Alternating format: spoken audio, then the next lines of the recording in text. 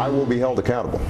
I've got 4 years. You're going to know quickly how people feel about what's happening. That's exactly right. And a year from now, I think people are going to see that we're starting to make some progress, but there's still going to be some pain out there. If I don't have this done in 3 years, then there's going to be a one-term proposition. Your party says you inherited a bad situation. You've had 3.5 years to fix it. What grade would you give yourself so far for doing that? I would say incomplete. Historically, after these big financial crises, where a lot of people are dealing with debt or a collapse of a housing market, that creates bigger challenges, and we're seeing this not just here in the United States, but around the world. And take a look at the economic indicators. Unemployment, as we mentioned, 8.3% right now. National average gas for a gallon, $3.82. And as we said, public debt, national debt, $16 trillion. Food stamps right now at $46 million.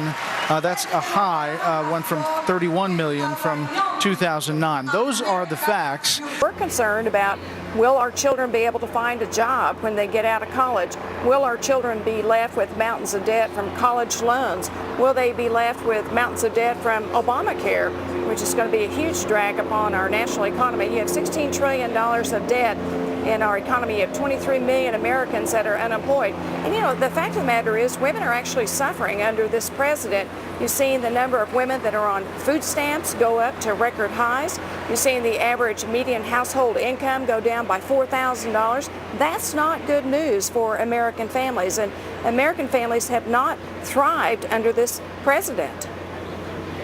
Governor Haley, back to that poll number I mentioned.